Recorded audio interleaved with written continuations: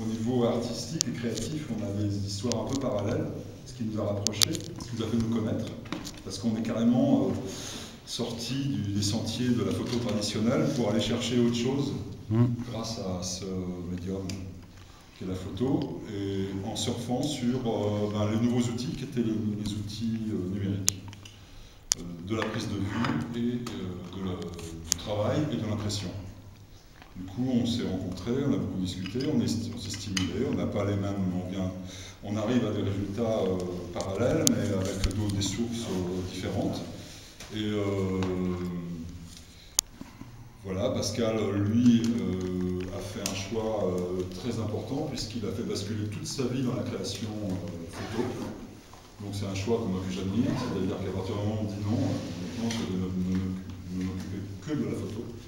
Alors que sans faire les mariages, sans faire des reportages, sans faire tous les attributs habituels de la photographie, ce qui n'est pas facile, c'est de reprendre la démarche vraiment d'un peintre à partir de la photo. Donc moi je suis en admiration devant la démarche de Pascal. Et puis... on va l'utiliser quand même. Voilà. Je respecte. Ouais. Moi je respecte si tu veux. Alors, disons que voilà, tu vas nous expliquer. C'est déjà intéressant la manière dont tu me présentes, parce que je veux dire, effectivement, voilà. j'utilise le médium photographique, voilà. Mais quoi qu'on en dise, dans ma démarche, je ne me sens pas photographe. Ça ne veut pas dire pour autant que je ne revendique pas la démarche photographique qui est la mienne, mais je me sens beaucoup plus artiste que photographe, d'une certaine manière, puisque la photographie, je ne l'utilise pas dans les cadres, on va dire, un peu conventionnels, quoique quand on parle de la photographie, je crois que c'est un monde qui est extrêmement divers, et on ne se rend peut-être pas compte de la diversité qu'offrent les possibilités photographiques. Moi, j'ai souvent, je parle souvent de mon travail comme étant un travail de photographie expérimentale, qui fait partie au fond d'une des dimensions de la photographie, puisque quand je vois les travaux qu'ont fait des gens comme Man Ray avec les rhiogrammes, ou Moholy Nagy avec lequel je me sens beaucoup en affinité, c'est un travail aussi d'expérimentation, je veux dire, qu'ils ont fait. Ils ont cherché à travers des objets à essayer de dépasser un petit peu la réalité de ces objets-là pour aller signifier autre chose. Et c'est vraiment le champ de mon interrogation et de ma démarche. Donc voilà. Alors, Michel. Pour parler de son travail, la difficulté, c'est qu'on reconstruit sa démarche, j'ai envie de dire, a posteriori. Mais quand on est sur la fabrication des images et la manière dont moi j'ai rentré dans ce monde photographique, ça s'est fait de manière totalement fortuite, de manière plutôt avec des intentions, de la curiosité. J'ai exploré le médium photographique. Disons qu'à un moment donné, je n'étais pas véritablement quelqu'un qui pratiquait la photographie. J'en fais depuis très longtemps, mais comme un simple amateur. Et c'est vrai que le numérique, quand il est arrivé, j'avais laissé tomber un petit peu depuis très longtemps l'argentique. Et lorsque j'ai repris, je me suis intéressé à l'appareil photo numérique. Et puis, petit à petit, je me suis équipé avec un appareil réflexe, parce que je voulais retrouver le plaisir du cadrage que j'avais avec l'argentique. Et puis quelques optiques, et puis j'ai commencé à explorer mon univers, mais très proche. Parce que je ne suis pas un grand voyageur, donc chez moi, mon intérieur, mon jardin, ça a été mon champ d'investigation. Et très rapidement, je me suis rendu compte qu'il y avait des possibilités d'exploration qui étaient extrêmement intéressantes, que je n'avais peut-être pas vues auparavant avec l'argentique. Alors, il faudrait que je vous raconte aussi pourquoi, à un moment donné, les choses... J'étais disposé peut-être à recevoir une certaine manière de ce qui se donnait à voir à travers l'exploration que je faisais. Je me suis rendu compte qu'avec la photographie, on pouvait travailler la couleur en particulier, travailler les nuances avec les flous, avec différentes techniques, s'approcher des éléments et construire son image de manière très différente sans s'occuper de l'objet de la photographie. C'est-à-dire qu'au fond, le sujet, petit à petit, qui était le support du travail, petit à petit, il a disparu. Il n'existait plus pour lui-même, mais il existait par rapport à ce qu'il pouvait suggérer. Je crois que c'est là-dessus qu'on peut peut-être se retrouver dans la démarche. C'est-à-dire qu'au fond, on a un objet qui est une espèce de matière photographique qu'on pourrait presque comparer à de la peinture, comme si on trompait notre objectif dans cette matière photographique et qu'on construisait nos images avec ça. Donc à partir du moment que j'ai découvert un certain nombre de possibilités, j'ai commencé à explorer ce champ-là. J'ai été très curieux, j'ai fait beaucoup de recherches. Et petit à petit, je crois qu'on rentre dans un cheminement, et ce cheminement-là, on ne sait pas où il nous mène, mais enfin, il nous mène vers quelque chose. Et c'est qui m'amène aujourd'hui à présenter des photos que j'aurais peut-être pas imaginées, à vous parler là, par exemple, de mon travail, alors que jamais j'aurais imaginé que peut-être un jour je pourrais faire ce genre d'intervention. C'était loin de mes préoccupations. Donc voilà, c'est un parcours assez amusant.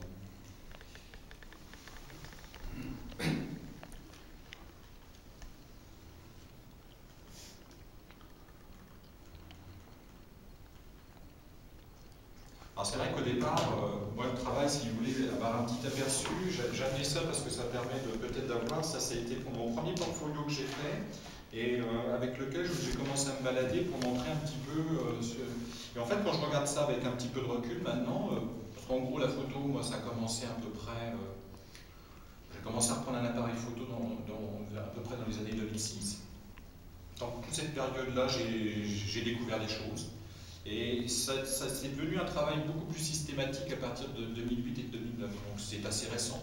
Et mes premières images sur lesquelles mon regard s'est arrêté et qui m'a donné des envies de poursuivre, par exemple, ce sont des images comme celle-ci. Voilà. Je vais vous les faire passer éventuellement, hein, c'est pas plus simple. Mais vous voyez simplement, là, je vous parlais de mon environnement proche. Voilà, j'avais un très beau rosier, il venait de pleuvoir, et j'ai trouvé qu'avec une feuille de rosier, on pouvait faire un très beau sourire. Et j'ai commencé à explorer ces dimensions-là. Alors si vous voulez regarder un petit peu, parce que voilà, j'ai différents types d'images qui sont apparues. Alors pourquoi aussi ce type d'images-là, je les ai acceptées telles qu'elles se présentaient à moi? Parce que c'est pas évident, au fond, je veux dire. Ça paraissait pas évident, je veux dire, lorsqu'on fait de la photographie, on est plutôt dans une forme d'illustration, même si on essaye d'y mettre des dimensions un peu poétiques ou autres. Là, j'allais carrément vers des formes d'abstraction. Ça tient aussi à mon parcours, parce que je suis autodidacte, comme beaucoup en photographie, mais si je veux dire autodidacte, c'est-à-dire que je n'ai pas de formation académique, ça ne veut pas dire pour autant que je n'ai pas de formation. Et au fond, ma formation, je l'ai faite par moi-même, à travers des intérêts qui remontent dans ma jeunesse, où j'ai beaucoup pratiqué le dessin, le pastel, j'avais pris des cours avec des amis peintres, où j'utilisais ces techniques-là. Et à un moment donné de mon existence, j'ai décidé de prendre des cours du soir aux Beaux-Arts de Reims avec un professeur qui était génial, qui m'a initié à la peinture moderne, qui m'a ouvert un petit peu à l'abstraction, et qui m'a fait comprendre un certain nombre de choses. Pour vous citer un peu une anecdote, à l'époque, j'utilisais déjà la photographie pour dessiner. Je faisais du pastel sec.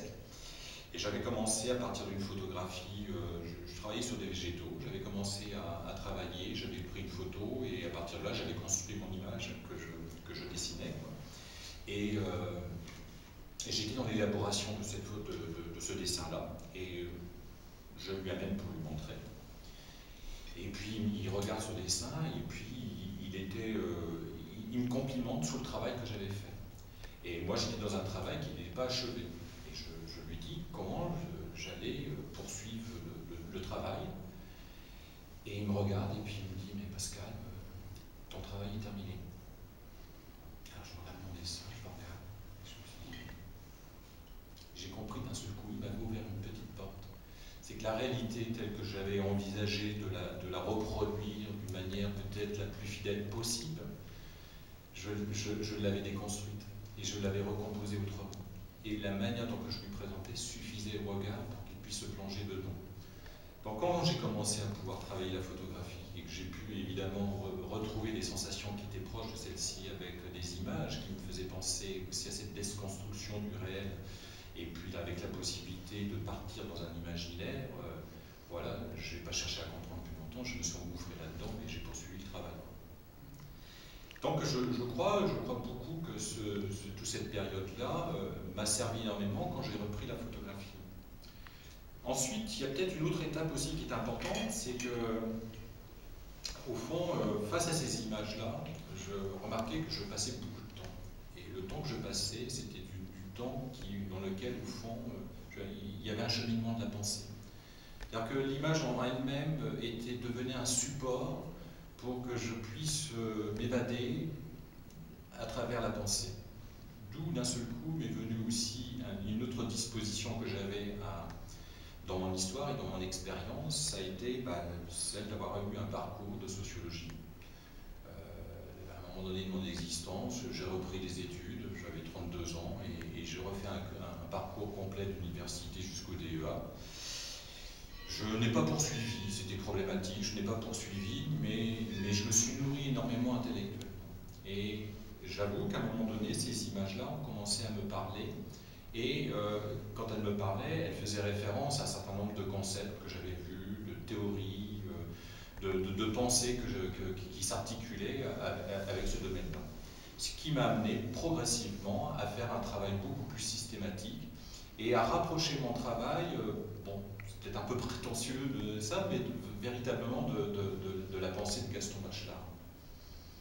Parce que, je veux dire, Bachelard était pour moi, alors déjà, je veux dire, quand on fait de la sociologie, Bachelard est un épistémologue des sciences extrêmement passionnant, intéressant et qui a vraiment bien construit comme l'objet scientifique. Qu'est-ce que c'est qu'une démarche scientifique en sciences humaines? Mais il a aussi, et c'est peut-être un aspect que j'avais peut-être un petit peu délaissé, il a aussi travaillé sur la place de la pensée, on va dire, de l'imagination, de la pensée poétique, de ce qu'on pourrait aussi peut-être appeler la pensée magique, au fond, de quelque chose qui est un complément à la pensée rationnelle.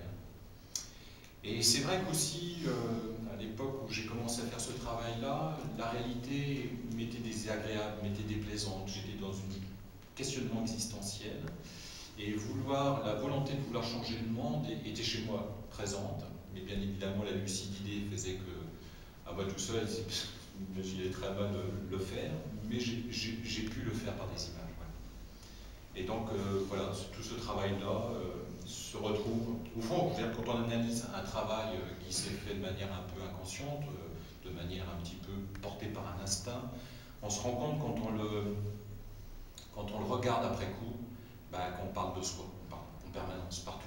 Je veux dire, dans toutes les dimensions, c'est soi. Alors après, c'est ce qui m'aide à construire les images, mais comme l'imagination est quelque chose de libre à chacun, c'est un univers qui est ouvert, dans lequel, au fond, ma pensée peut se dissoudre dans la pensée des autres qui vont regarder les images, en espérant qu'au moins chaque image va permettre d'être un support à la pensée. Parce qu'au fond, c'est un petit peu, je crois, le propre de ce travail-là. Récemment, j'ai écouté comment dirais-je, vous voulez peut-être passer ça en exemple, vous voulez regarder un petit peu par curiosité. Récemment, j'ai écouté une conférence de Clément Chéroux, je ne sais pas si vous connaissez, moi je ne le connaissais pas à l'époque, c'est comment dirais-je, c'est celui qui s'occupe, l'historien de l'art et qui s'occupe comment on appelle ça, de la section photographique,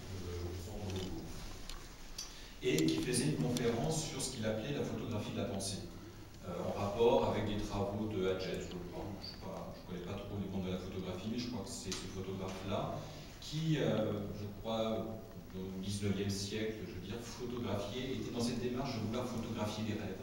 Et donc avait mis en place tout un procédé qui permettait la nuit, avec des lumières, d'essayer de photographier les gens en train de rêver, quoi.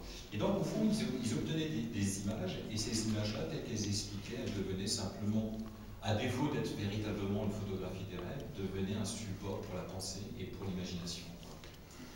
Donc, j'ai trouvé ce terme de photographie de la pensée assez pertinent, et d'une certaine manière, j'ai envie de me l'approprier, en disant que ce que je propose, effectivement, c'est une photographie de la pensée. De ta pensée. Alors,